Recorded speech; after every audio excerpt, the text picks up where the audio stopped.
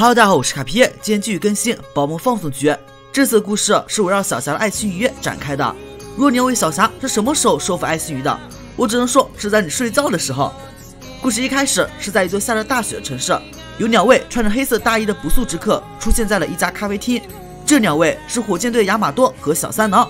在与咖啡店老板对完暗号之后，他们从南摩博士那里接获了新的指令，要求他们偷华兰道馆里的一只爱心鱼。2人之前行动就被小霞妨碍过，刚好趁此机会打算报仇雪恨。华兰市这边，大博士的助手小健被小霞姐姐樱花邀请来看罕见宝梦。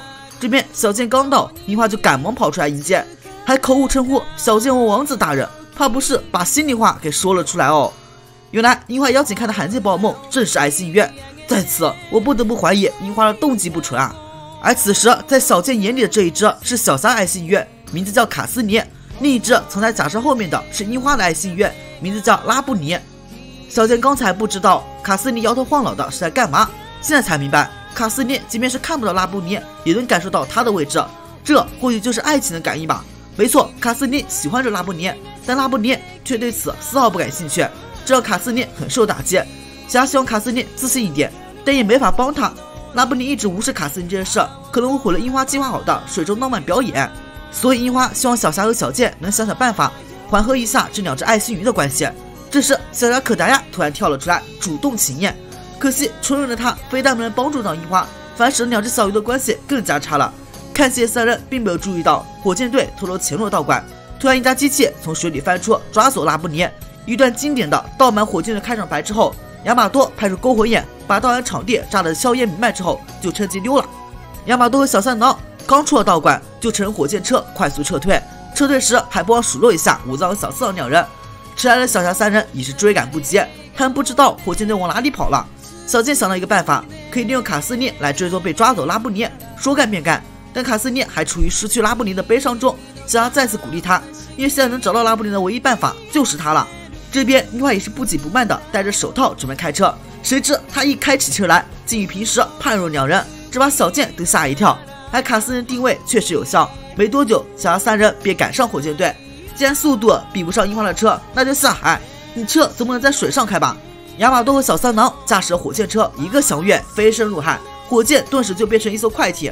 幸好樱花的车上也有一艘橡皮艇。工具人小健打好气后，3人便继续追赶，因为有着卡斯尼地位，他们硬是追到亚马多和小三郎的秘密基地。然而刚进洞穴没多久就中了陷阱，卡斯尼也被抓走，小霞3人被困在地牢里。他们想要借助宝梦力量打破地牢，却发现3人出门太着急，别的宝梦都没有带出来，因此想逃出地牢只能依靠卡斯尼了。小霞希望卡斯尼想办法从水槽里逃出来，但卡斯尼却摇了摇头。小霞再次鼓励道：“不要在做之前就先放弃，你不想救拉布尼吗？”卡斯尼看了看拉布尼，终于下定决心，开始撞击水槽上方的铁栅栏。多次撞击无果，拉布尼都有点不忍心看卡斯尼伤痕累累的身体了。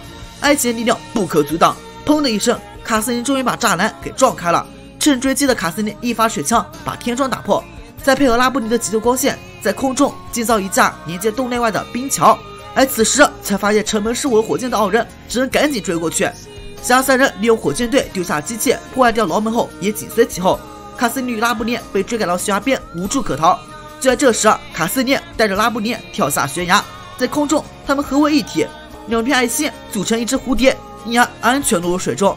这骚操作直接看呆了火箭队2人，但锲而不舍的他们在山下设好了埋伏，利用铁网再次困住了2只小鱼。不过这时小霞3人赶到了，亚马多和小三郎派出勾魂眼和大狼犬，一场正面战斗开始。在小霞指挥和2只爱心的合作下，轻易的击败了火箭队。由于这次突发事件，拉布尼明白卡斯尼的心意，而樱花浪漫表演也因此可以顺利进行。